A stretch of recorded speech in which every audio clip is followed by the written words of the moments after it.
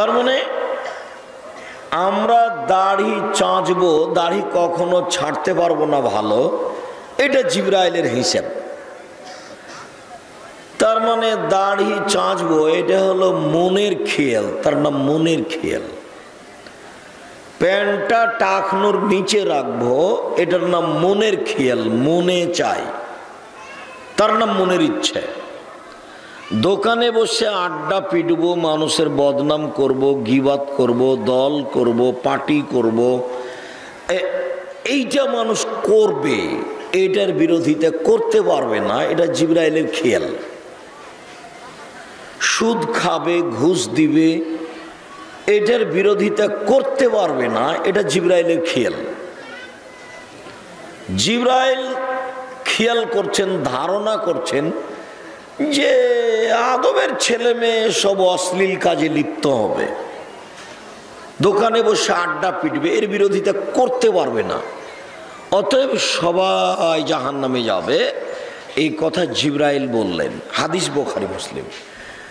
আগের বারে এসে বলছেন জিবরাইল, আল্লাহর কসম, তোমার মর্যাদার কসম, তোমার সম্মানের কসম, হায় হায় হায় হায় হায়, জাহান্নামে কি কেউ যাবে? কেউ যাবে না।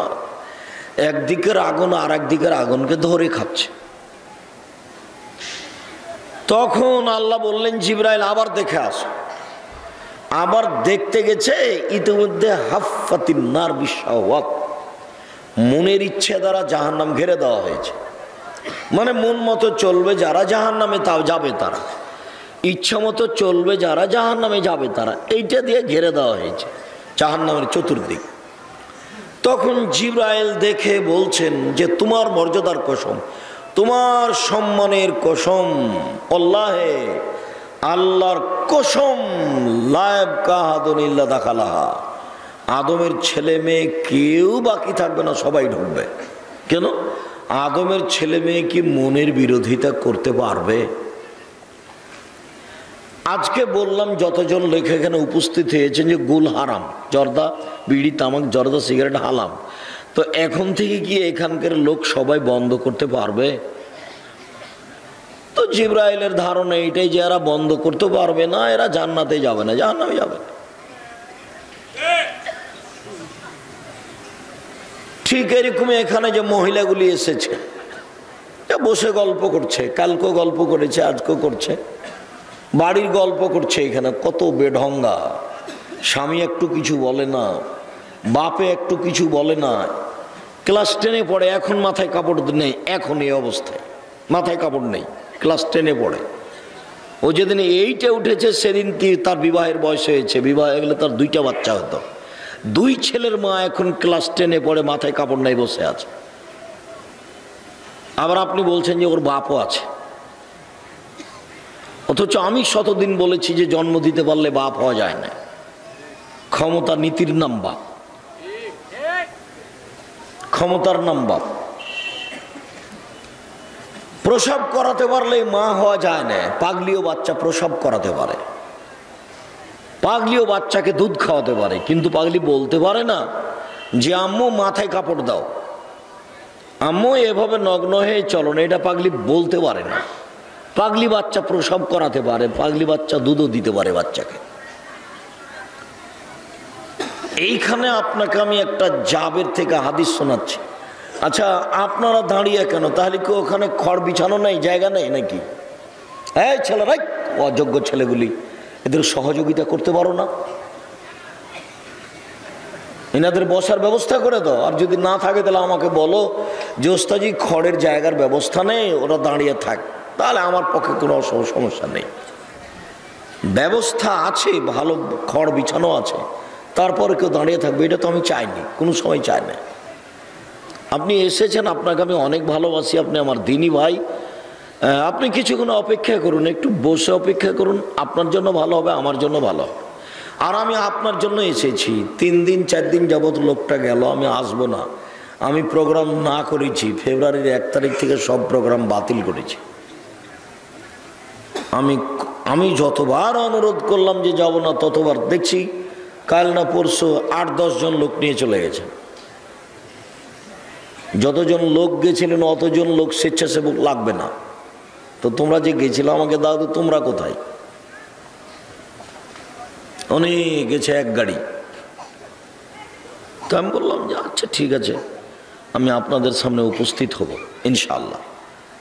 তা আমি চলে এসেছি। তো আমি এই যে এটা মাথায় কাপড় দিয়ে নাই, এটা আপনাকে আমি কষ্ট দিতে চাইনি। আমি বলতে চাচ্ছি যে আসলে বাপ যদি হন তো বাপ হওয়া ভালো, বাপের মতো হন। মা যদি হন তো মা হওয়া ভালো, মায়ের মতো হন। বেঢঙ্গা মা হয়েছেন কেন? যে ছেলে মেয়ের ঠিক মতো লালন পালন করতে পারে না, দেখবেন একটু মা কি জিনিস। জাবের বলছেন যে আমরা এক যুদ্ধ থেকে রাসূলের সাথে আসছিলাম, এখন মদিনায় ঢুকবো, এরকম সময় আল্লাহ রাসূল বলছেন সবাই এখানে অবস্থান করো, আমরা সকালে মদিনায় প্রবেশ করব। তো আমি জাবের বলছি আল্লাহর নবী, আমি নতুন বিবাহ করেছি, আমাকে বাড়ি যেতে দেন। তখন আল্লাহ রাসূল আমাকে বলছেন জাবের, তুমি নতুন বিবাহ করেছ, বিকরা নাম সাইয়েব, তো নতুন যে বিবাহ করেছ কুমারী মেয়ে বিবাহ করেছ না তালাক প্রাপ্তা মেয়ে বিবাহ করেছ? তখন জাবের বলছেন সাইয়েব, আল্লাহর নবী আমি তালাক প্রাপ্তা মেয়ে বিবাহ করেছি। ওর আগে বিবাহ হয়েছিল, ওর স্বামী ছেড়ে দিয়েছে, ওকে আমি বিবাহ করেছি। তখন আল্লাহর নবী বলছেন হাল্লা বিক্রান্ত বোকা, আরে তুমি একটা কুমারী মেয়ে কেন বিবাহ করলে না? তুমি তার সাথে খেলতে, ও তোমার সাথে খেলতো। আরে তুমি একটা অবিবাহিতা মেয়ে কেন বিবাহ করলে না? তুমি তার সাথে খেলতে, ও তোমার সাথে খেলতো। আল্লাহ রাসূল যা বললেন এদিক থাক। এখন দেখেন জাবের কি বলছে। এই ছেলে, এই কথা ধরে রাখি, এটা তোমার মায়ের জন্য জরুরি, শুধু তোমার মাকেই বলছে। এখন তোমার বোনটা এখানে মাথায় কাপড় না দিয়ে বসে আছে, এটা তোমার মায়ের কারণে ঘটেছে। তোমার মা বাচ্চা প্রসব দিতে পারে, তবে ও মা হতে পারেনি, ও জানেই না মা কাকে বলে। এই ছেলে, তোমার বাপ দায়ী, তোমার মা দায়ী, আমি দায়ী নাকি? রাসূল সাল্লাল্লাহু আলাইহি ওয়াসাল্লাম বলেছেন 3 শ্রেণীর মানুষ জাহান্নামে যাবে, তার মধ্যে তোমার বাপ আছে। এই কথা আমি বলিনি, এই কথা মুহাম্মদ সাল্লাল্লাহু আলাইহি ওয়াসাল্লাম বলেছেন, আমি একজন অনুবাদক। 3 শ্রেণীর মানুষ জাহান্নামে যাবে। আবার বলছেন এভাবে, সালাসাতুন লা তাদখুলুনাল জান্নাতা আবাদা, 3 শ্রেণীর মানুষ কখনো জান্নাতে যাবে না, এভাবে বলছে। আমি কি করি, আমি তো অনুবাদক। কখনো যাবে না। এক, মধুমেনুল খামর, যারা নিয়মিত বিড়ি তামাক জর্দা সিগারেট গুল নেশাদার দ্রব্য খায় পান করে, তারা জান্নাতে যাবে না। আর কেউ যদি বলে আব্দুর রাজ্জাক সাহেব বিড়ি তামাক জর্দা সিগারেট গুল কি হারাম, এগুলো নেশাদার বস্তু, আপনি কিভাবে বলেন? কোথায় লেখা আছে বিড়ির কথা?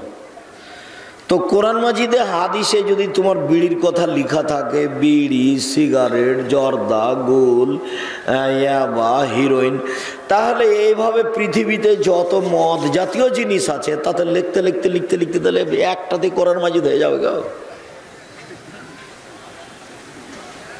তাহলে আরগুলো কি করবে, কেমন করে কি হবে? তাহলে একটু বিবেচনা করেন, একটু বুদ্ধি নাই। দেখো তো একটা বাক্য আল্লাহ নবী কিভাবে বলছেন। আল্লাহ রাসূল বলছেন মাসকারা কাসিরুহু ফাকালিলুহু হারামুন, যে জিনিস বেশি খেলে বিবেকের কম হবে, ক্ষতি হবে, তার কমও হারাম। কোন জিনিস 2 কেজি 1 কেজি খেয়ে নিলে যদি বিবেকের ক্ষতি হয়, তাহলে সেই জিনিসের একটা কণাও হারাম। তো তুমি এখন সিগারেট 200 সিগারেটকে ভাঙো, খুলো, যে 200 সিগারেটে যা মশলা আছে তাই একজনকে খাইয়ে দাও, তারপর দেখো তার বিবেকের ক্ষতি হয় কিনা। 1/2 কেজি জর্দা তোমাদের একজন ভালো মানুষকে খাওয়িয়ে দাও, এখন দেখো তার বিবেকের ক্ষতি হয় কিনা। 1/2 কেজি 1 কেজিতে যদি বিবেকের ক্ষতি না হয়, তাহলে কোনো কথাই নাই, বিড়ি সিগারেট জর্দা খাও। আর যদি বিবেকের ক্ষতি হয়, তাহলে বুঝতে হবে এটা আমি আব্দুর রাজ্জাককে নিষেধ বলিনি, এটা আল্লাহর নবী বলেছেন। তিনি বলেছেন যে জিনিস বেশি খেলে বিবেকের ক্ষতি হবে, তার কমও হারাম, তার একটা কণাও হারাম। অতএব জর্দার একটা কণাও হারাম, একেবারেই হারাম, টোটালি হারাম। সম্পূর্ণরূপে হারাম, ওর ব্যবসাও হারাম। বিড়ি সিগারেট জর্দা সিগারেট গুলের ব্যবসা করে ওই টাকা দিয়ে চাউল কিনে ভাত খেয়ে বাদাত কবুল হবে না। দেখি কোন মায়ের বেটা কথা উল্টাতে পারে, কিয়ামত পর্যন্ত সময় থাকলো। কথা আমাকে কোনোদিন ফিরিয়ে নেওয়া লাগে না, আজও বলছি, তবে আমি মানুষ। ওর ব্যবসাও হারাম, ও দিয়ে যত টাকা ইনকাম হচ্ছে ওই টাকা দিয়ে জীবিকা নির্বাহ করা হারাম। এদেশে এমন কোনো এনজিও নাই, এদেশে এমন কোনো ব্যাংক নেই সেই ব্যাংকে চাকরি করে টাকা বৈধ হতে পারে, এরকম ব্যাংক বাংলাদেশের মাটিতে নেই। এমন কোনো এনজিও বাংলাদেশের মাটিতে নাই যেখানে চাকরি করলে বা যেখানে টাকা জমা দিলে সেখানে ইন্স্যুরেন্সে থাকলে সে টাকা বৈধ হতে পারে, এমন কোনো ইন্স্যুরেন্স ব্যবস্থাপনা আমার জানা এদেশের মাটিতে নেই।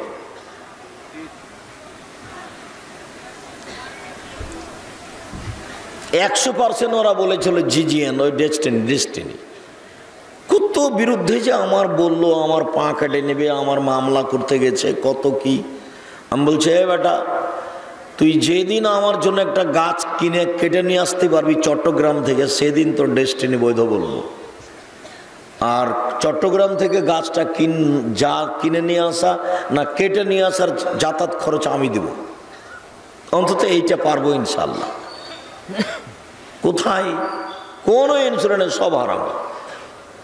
অতএব বিড়ি তামাক জর্দা সিগারেট গুল হারাম। 2 और রাজলাত মিনান নিসায়ে, পুরুষের বেশধারী নারীরা কেউ জান্নাতে যাবে না।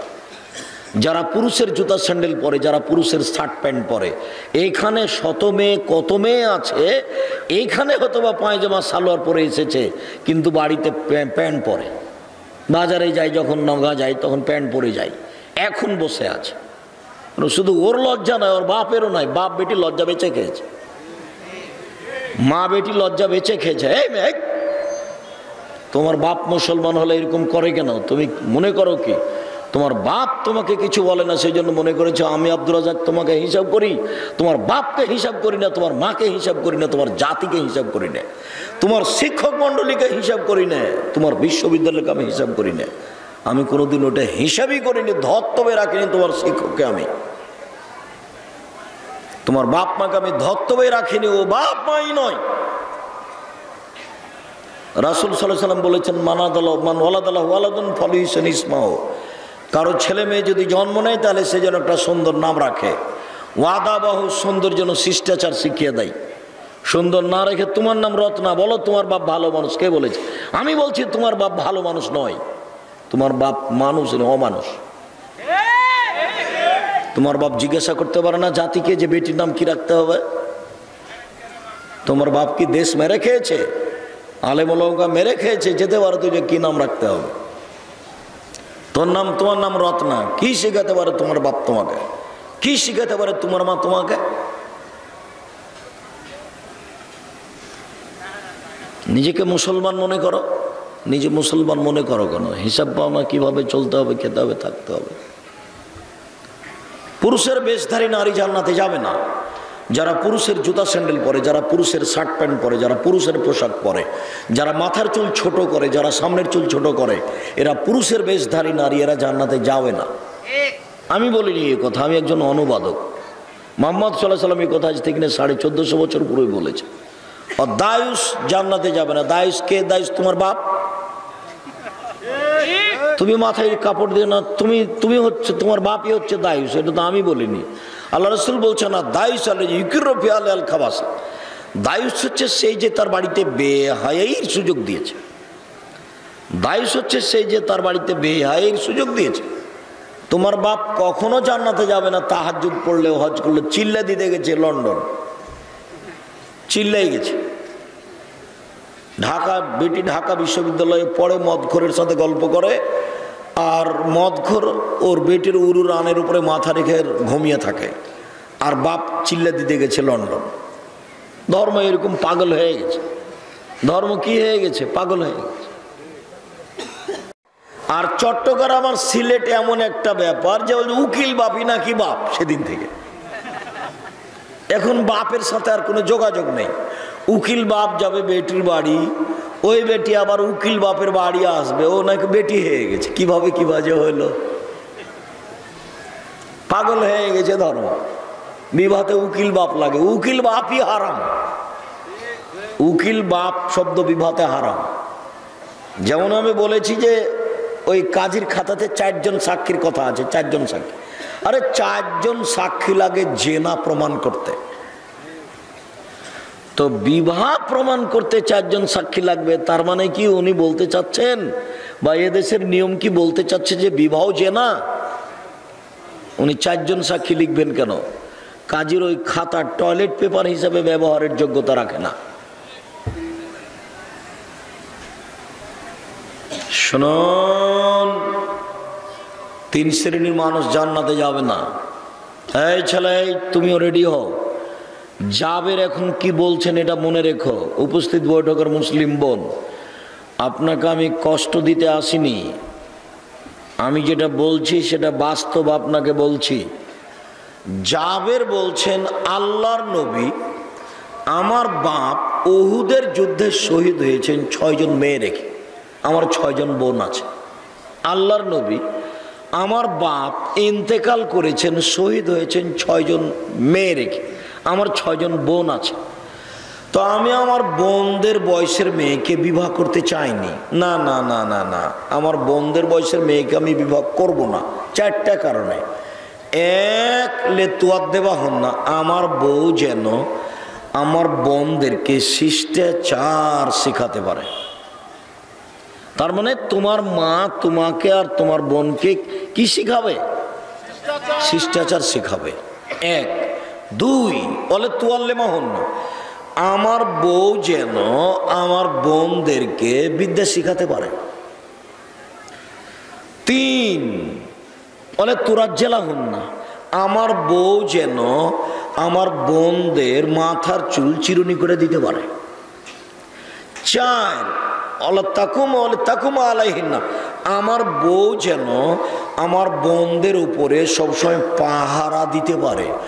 মা হলো মেয়েদের জন্য পাহারাদার। আমি বুঝাতে পারলাম না, হাদিস বুখারী মুসলিম। মা মেয়েদের জন্য কি? পাহারাদার। সব সময় চোখের উপরে। খালেদা কোথায়? এই কালকে যে 1টার সময় স্কুল থেকে এসেছিলে, আজকে 1:20 হলো কেন? 20 মিনিট খুঁজে বের করতে হবে মাকে। মা পাহারাদার। গত রাত্রে ছেলে এশার সালাত আদায় করে এসেছিল 9টার সময়, আজকে 9:20। তো আপনার মা, আপনার কথাই বলছি, এই ছেলে তোমার কথাই বলছি, তোমার মা এশার সালাত আদায় করে সুন্নাত পড়তে যাবে, আল্লাহু আকবার বলতে যাচ্ছে, তখন তুমি দরজায় বলছো আসসালামু আলাইকুম। তোমার মা আর সুন্নাত পড়তে পাবে না। সুন্নাত বাদ দিয়ে তোমাকে বলবে, আব্বু। জি আম্মু বলেন। আব্বু কাল তো 9টার সময়তে এসেছিল আব্বু, আজকে 9:20 হলো, 20 মিনিট কোথায় গেল আব্বু? তোমার মায়ের সুন্নাত পড়া সুন্নাত, আর এই 20 মিনিট খুঁজে বের করা ফরজ। আমি মনে হয় বুঝাতে পারলাম না। আবার বলবো, আবার বলি, আপনার ছেলেটা কালকের এশার নামাজ পড়ে কয়টার দিকে এসেছিল? 9টায়। এখন আপনি বা আপনার স্ত্রী ফরজ নামাজ পড়েছেন, 9টা বেজে গেছে, সুন্নাত পড়তে যাবেন, সালাম ফিরে একটু তাসবিহ তাহলিল করছেন, সুন্নাত পড়তে যাবেন, দাঁড়িয়েছেন। ইতিমধ্যে ছেলেটা দরজায় এসে সালাম দিল, কিন্তু আজকে কয়টার দিকে সালাম দিয়েছে? 9:20-এ। এখন আপনি বা আপনার স্ত্রী সুন্নাত পড়বেন না তার খোঁজ নেবেন 20 মিনিট কোথায় থাকলো? 20 মিনিট খোঁজ নেবেন, এটা ফরজ। আর যে সুন্নাত পড়বেন এটা হলো সুন্নাত। বুঝাতে পারিনি? এরই নাম মা হলো পাহারাদার। মা শিষ্টাচার শিখাবে। আরে মাই তো শিষ্টাচার জানে না। মা কত বেঢঙ্গা বেয়াদব মহিলা। মা তার ছেলেকে চুপাচ্ছে ওই মোবাইলের দিয়ে, কার্টুন দিয়ে, কার্টুন ধরে আছে। দেখোনি তোমাদের চোখে পড়ে না? আব্দুর রাজ্জাক সাহেব, আমাদের চোখে পড়া মানে কি? আমার মাকে দেখছি যে কার্টুন দেখিয়ে ছেলেকে কি করছে, তো আল্লাহ কি তোমার মায়ের দুধকে নষ্ট করে দিয়েছে? এই বোকা ছেলে, বাচ্চাকে চুপাতে হয় কি দিয়ে? দুধ দিয়ে। মা বাচ্চাকে এতদিন যাবত কি দিয়ে চুপালো? তোমার বাচ্চারা তো 10-12 ভাই বোন, তোমার মায়ের 12-14টা ছেলে মেয়ে। তোমার মা, তোমার বাপ চাচারা 12-14 ভাই বোন, তোমার দাদির সবকে তোমার দাদি কি কার্টুন দেখিয়ে চুপিয়েছে না দুধ খাইয়ে চুপিয়েছে? দুধ খাইয়ে চুপিয়েছে। তো তোমার মার একটাই বাচ্চা, তো কত খাওয়ার ব্যবস্থা, তবুও কেন কার্টুন দেখাচ্ছে? কোন বেঢঙ্গা মহিলা ও মানুষ? কার্টুন দেখিয়ে বাচ্চাকে চুপাচ্ছে, আশ্চর্য কথা। কিসের শিষ্টাচার? কিসের শিষ্টাচার? শিষ্টাচার কি জিনিস? তোমার মা পেশাব পায়খানায় জানে না। তোমার নানা তোমার মায়ের বিবাহ দিয়েছে, স্বামীর কাছে গেছে, তাই বাচ্চা হয়ে গেছে। তোমার মা মাই নয়, ও মা হতে পারেনি। শিষ্টাচার শিখাবে। এক, আমার বউ আমার বোনদেরকে শিষ্টাচার শিখাবে। 2, আমার বউ আমার বোনদেরকে বিদ্যা শিখাবে। 3, আমার বউ আমার বোনদের মাথার চুল চিরুনি করে দিবে। 4, আমার বউ আমার বোনদের উপরে পাহারাদার হিসাবে থাকবে।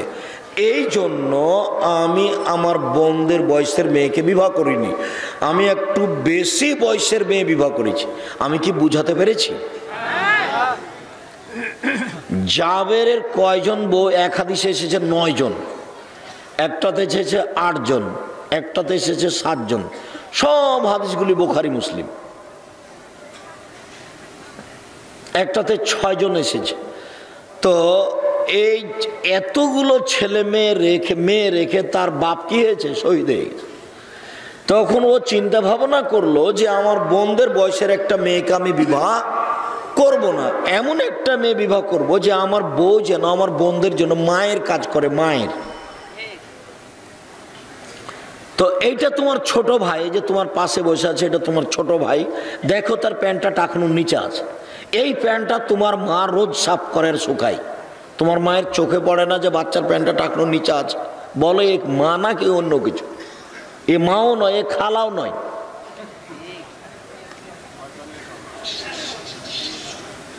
আজকে বাচ্চা রেখেছে জামিয়া সালাফিয়ার ডাঙ্গি পড়ায়, পরের দিনে ওর মা আবার এসেছে। তখন আমি বলছি, তো মহিলা মনে একটু কষ্ট বলে আজকেই, যে আপনি মা না, আপনি খালা না চাচি? না, মা হলে হতে পারে না। আমার নিজের মায়ের কথা বলছি। আমি একদিন নাচল মাদ্রাসার, আমার নাচল মাদ্রাসার, নবাবগঞ্জ নাচল মাদ্রাসার আমরা ছাত্র। তো ট্রেনে চড়ে নাচল যেতে হয়। তো একদিন যাবো না, একটু দেরি করছে, যার জন্য নদীতে সাঁতার দিচ্ছে। অনেক নদীতে সাঁতার দিয়ে 12টার দিকে এসেছি। তা আমার মা ভাত রান্না করে নিয়ে বসে আছে। তখন আমার মা বাড়িতে ঢুকতে আমাকে বলছে যে তাড়াতাড়ি খেয়ে নে, বের হ, দেরি করে আসলি কেন, এত দেরি হয়ে গেল। তো আমি বলছি যাব না, ভাতে বসেছি আমি। কিন্তু আমি বলছি আজকে যাব না, কাল যাব। তো বলছে না আজকে যেতে হবে। আমি বলছি না যাব না, কাল যাব। তো বলছে না আজকে যেতে হবে। তখন আমি বলছি যে ভাত খাবো না। তো আমার মা বলছে খাস না। তা আমি উঠে গেছি। এখন উঠে আমি ব্যাগটা নিয়েছি, বের হবো। তখন আমার মা বলছে যে টাকা নেই। তা আমি বলছি টাকা নিব না। তো বলছে টাকা নিস নে, যা। আরে না খেয়ে টাকা না নিয়ে বের হয়ে গেলাম। তো আমার মা নরম হলো না? অবাক। আজও আমার মা আছে, টাকা ছাড়াই, ভাত ছাড়াই বের করে দিল, কিন্তু আমার মা নরম হলো না, একটুকু নরম হলো না। আমার আজও মনে পড়ে দিনের মতো সেই ঘটনা। নরম হয়নি। কাল বাচ্চা রেখেছে, আজকে যখন আবার আনতে এসছে, তখন আমি বলছি যে আপনি মা নন, বলেই যান। মাকে, বাচ্চাকে পড়তে দিয়ে এরকম আদর দেখাতে হবে না।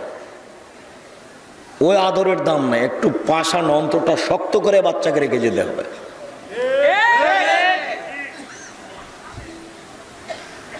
সম্মানিত দিনী ভাই বোন,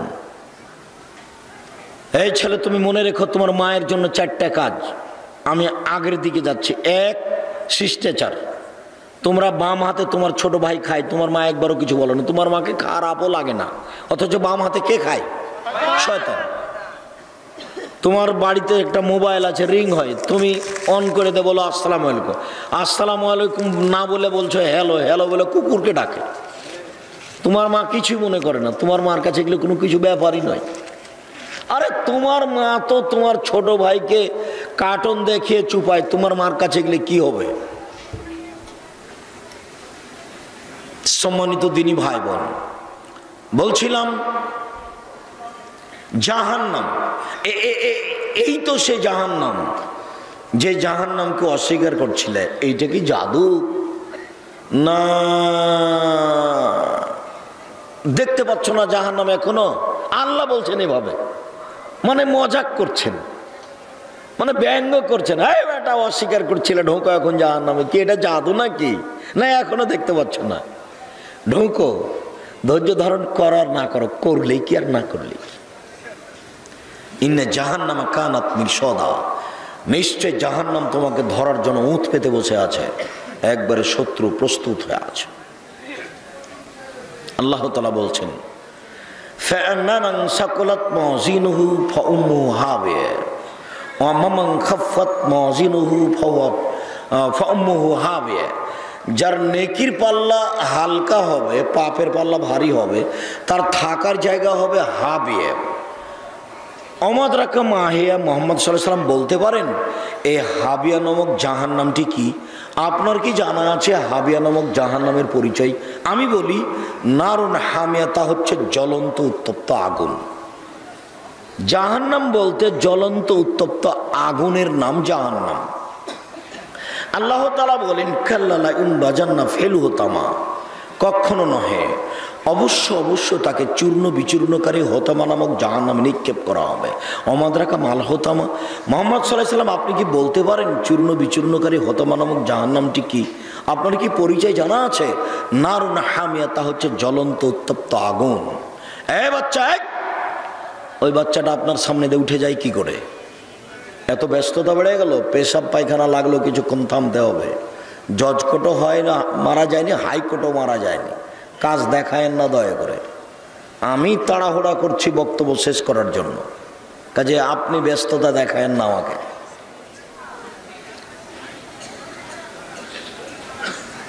মহান আল্লাহ বলেন সাউসলিহে সাকার, অচিরে আমি তাকে সাকার নামক জাহান্নামে নিক্ষেপ করব। অমাদ্রাকা মা সাকার। মুহাম্মদ সাল্লাল্লাহু আলাইহি সাল্লাম আপনি কি বলতে পারেন সাকার নামক জাহান্নামের পরিচয়? আমি বলি লা তুবকি ওয়া লা তাজার। সাকার এমন একটি জাহান্নাম, যে জাহান্নাম মানুষকে ছাড়বেও না, যে জাহান্নাম মানুষকে মারবেও না। আল্লাহ জাহান্নামের পরিচয় দিচ্ছে। আল্লাহ তাআলা বলছেন ওয়াইদিল মুতু মিন কুল্লি মাকানিন ওয়া মা হুয়া বিবাইয়াত। জাহান্নামে মানুষের মরণ মানুষকে চতুর্দিক থেকে ঘিরে ধরবে, কিন্তু মরবে না। লা ইয়ামুতু ফিহা ওয়া লা ইয়াহইয়া। জাহান্নামে কেউ মরবেও না, জাহান্নামে কেউ বাঁচবেও না। তাহলে এটা কেমন জায়গা হলো? জাহান্নাম এমন একটি জায়গা যেখানে মানুষ মরেও না, যেখানে মানুষ বাঁচেও না। আবু হুরায়রা রাদিয়াল্লাহু তাআলা আনহু বলেন রাসূল সাল্লাল্লাহু আলাইহি ওয়াসাল্লাম বলেছেন ইন্না সাকরাত লাযিউল তুলকা মিন শাফিরে জাহান্নাম। একটা বিশাল পাথর, 1 কোটি মণ ওজনের পাথর একটা যদি জাহান্নামের মুখের উপরে ছেড়ে দেওয়া হয়, তাহলে নিচে পৌঁছতে সময় লাগবে 70 বছর। 1 কোটি মণ ওজনের একটা পাথর যদি 1 ঘন্টা যায়, কত যেতে পারে? যদি 1 দিন নিচে যায়, কত কিলো যেতে পারে? যদি 1 মাস নিচে যায়, কত কিলো যেতে পারে? যদি 1 বছর নিচে যায়, কত কিলো যেতে পারে? যদি 70 বছর নিচে যায়, তাহলে কত কিলো যেতে পারে? আপনি বলতে পারেন জাহান্নাম কত গভীর? কেউ জানে না, কেউ বলতে পারবে না, কেউ কলম দিয়ে হিসাব আনতে পারবে না জাহান্নাম কত গভীর। আরেকটা কথা এখানে মনে রাখেন, আল্লাহ বলছেন ইন্নাল মুনাফিকিনা ফি দারকিল আসফালি মিনান নার। হিন্দুরা জাহান্নামে যাবে, তবে নিচে থাকবে, এই কথা আল্লাহ বলেননি। ইহুদিরা জাহান্নামে যাবে, তবে নিচে থাকবে, এই কথা আল্লাহ বলেননি। খ্রিস্টান জাহান্নামে যাবে, তবে নিচে থাকবে, এই কথা বলেননি। আল্লাহ বলছেন যারা মুনাফেক তারা নিচে যাবে, সবচেয়ে নিচে। মুনাফেককে দোকানে বসে আড্ডা পিটে বদনাম করে যে, মুনাফেককে মিথ্যা কথা বলে যে,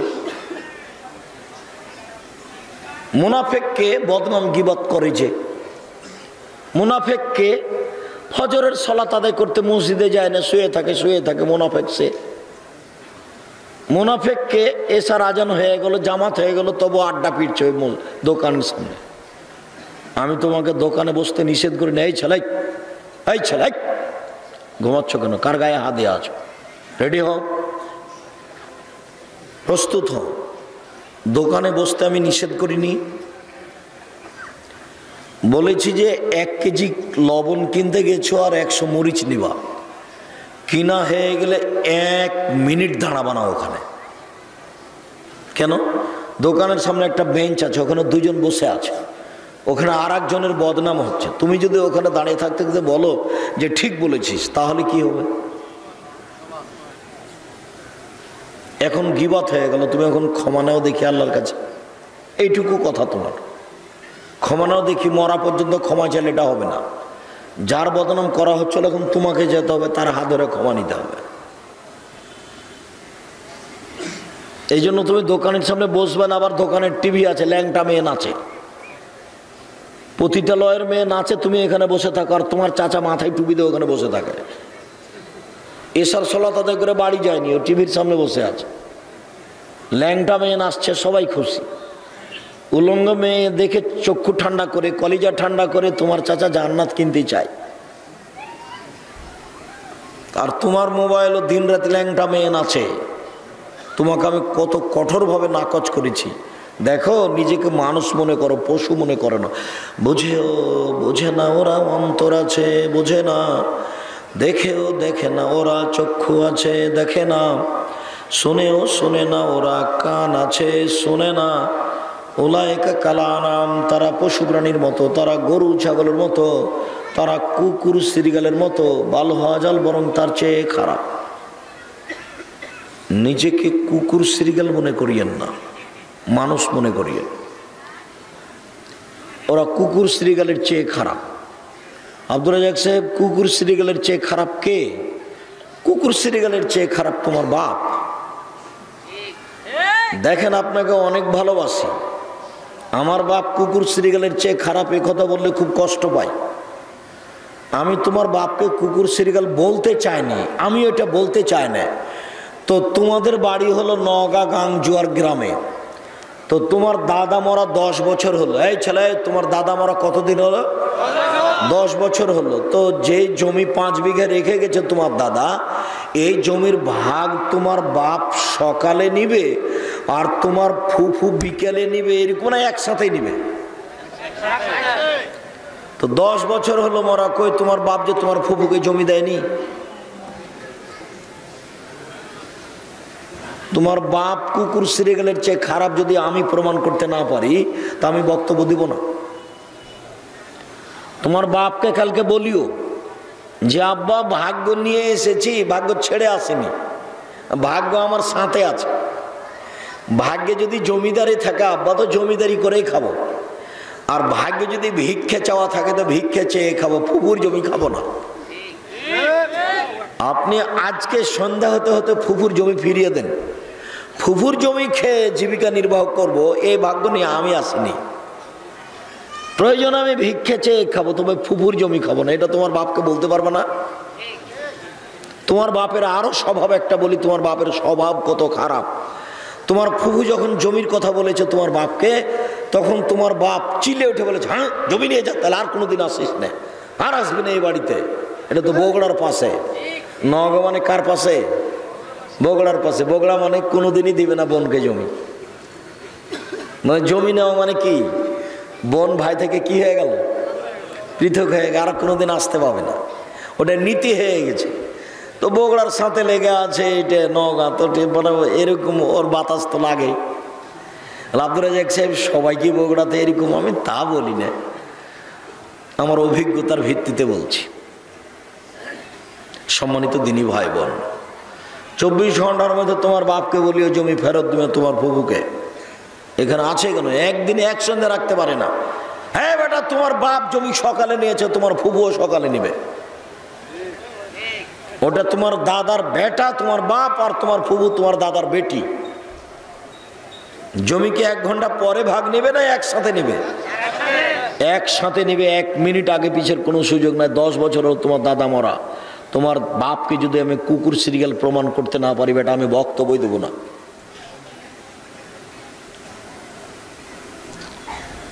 হকটা বুঝে চলার চেষ্টা করো।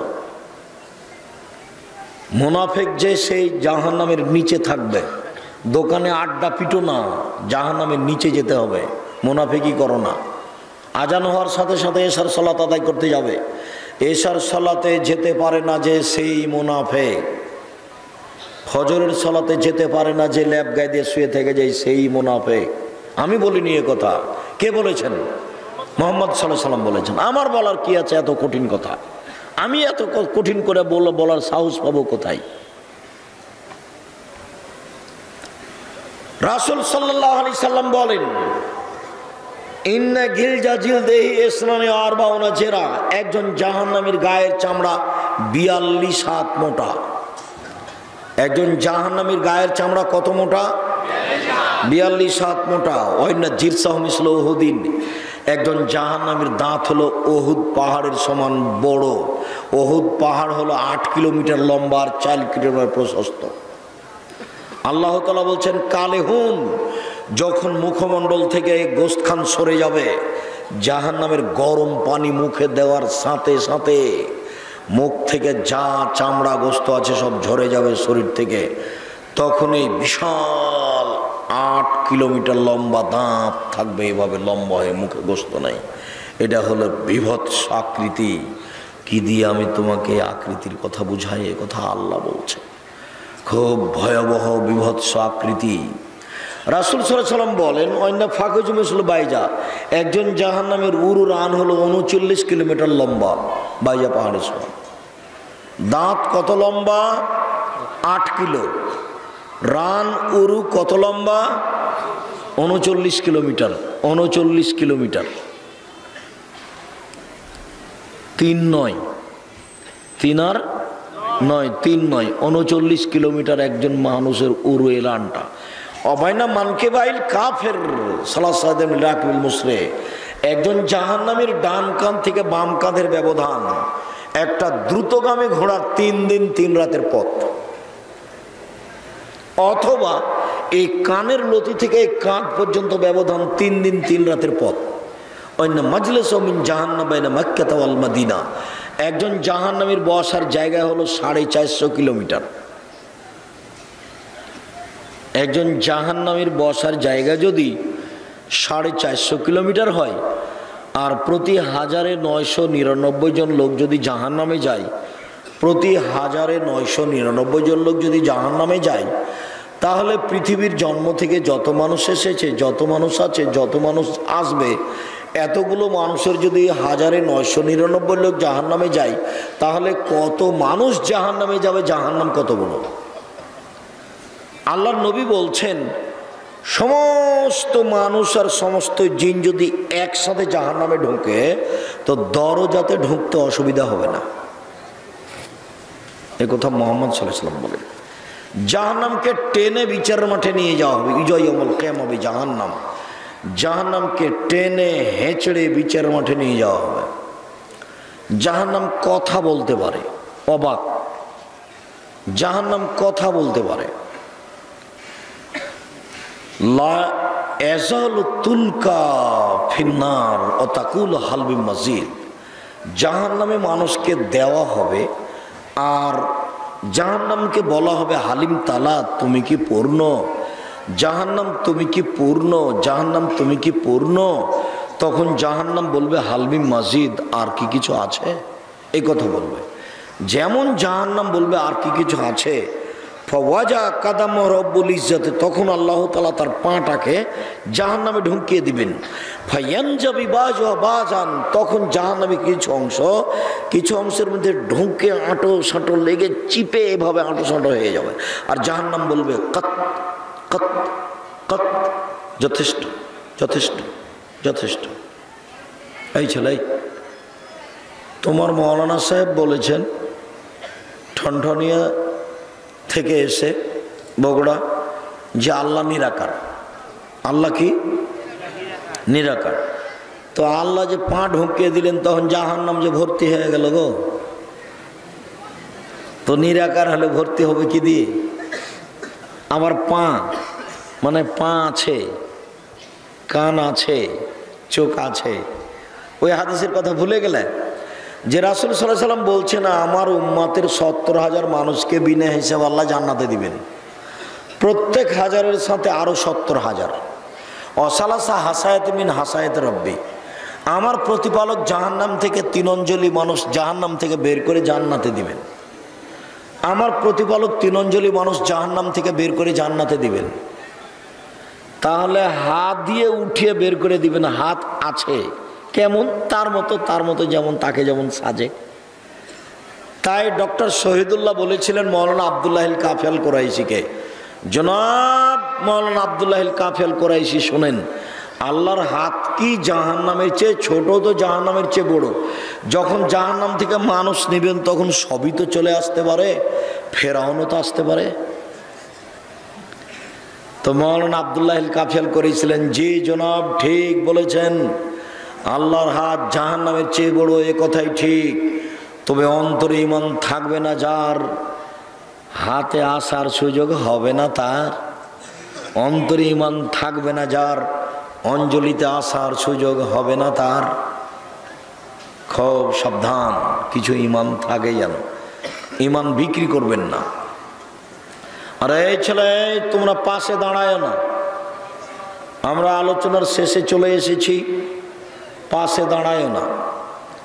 বিচারের মাঠে জাহান্নামকে টেনে নিয়ে যাওয়া হবে, জাহান্নাম কথা বলতে পারে, আর জাহান্নামীদেরকে বেঁধে জাহান্নামে নিয়ে যাওয়া হবে। আল্লাহ বলছেন খুজুহ ফাগুল্লুহ সুমাল জাহিমা সাল্লুহ, একে ধরো, একে শিকলবন্দি করো, একে টেনে হেঁচড়ে জাহান্নামে নিয়ে যাও। পিছন দিকে হাত বাঁধা থাকবে। তাহলে কি বিচারের মাঠে কেউ পালিয়ে যেতে পারবে? পালিয়ে যেতে তো পারবে না, কিন্তু পিছন দিকে হাত বাঁধা থাকবে কেন? অপমান করার জন্য। গাইবান্ধা পলাশবাড়ির মুজিবুর বিএসসি বলেছিলেন, আমি জেলে নিজে থেকেই যাব, আমার হাতে যেন হাত করা না দেওয়া হয়, এটা লজ্জার ব্যাপার। ইন্দিরা গান্ধীর হাত পিছন দিকে বাঁধা থাকবে, কেউ খুলতে পারবে না। ফেরাউনের হাত পিছন দিকে বাঁধা থাকবে, কেউ খুলতে পারবে না। স্বৈরাচারী স্বেচ্ছাচারী মানুষের হাত পিছন দিকে বাঁধা থাকবে, কেউ খুলতে পারবে না।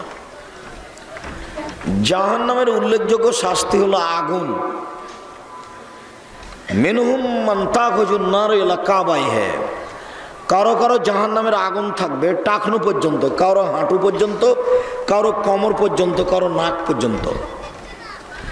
জাহান্নামের আগুনের পাহাড় থাকবে, সাউরহিকুম সাউদা, ওকে উঠতে বলা হবে, ওকে নামতে বলা হবে। জাহান্নামে প্রতি 24 ঘন্টায় 70 বার তাকে আগুন দিয়ে জ্বালানো হবে। জাহান্নামের আগুনের ক্ষমতা দুনিয়ার আগুনের চেয়ে অনেক বেশি। যেই খড়গুলির ওপরে বসে আছেন, এই খড়ে ভাত রান্না করতে যত সময় লাগবে, কাঠের খড়িতে তার চেয়ে কম সময় লাগবে। তবে তেঁতুল কাঠের খড়িতে তার চেয়ে কম সময় লাগবে, গ্যাসের চুলাতে তার চেয়ে কম সময় লাগবে। যেই আগুনে লোহাকে গলিয়ে রড বানানো হচ্ছে অনেক কিছু, সে আগুনের ক্ষমতা আরো বেশি। তাহলে ওতে ভাতের পাতিল দেওয়াই যাবে না। ওই আগুনে কি ভাতের পাতিল দেওয়া যাবে? যেখানে লোহা কি হয়, গলে যায়, সেটার আগুনের ক্ষমতা ভিন্ন। তো মানুষের কাছে আগুনের ক্ষমতা বিভিন্ন ধরনের, আল্লাহর কাছে আছে।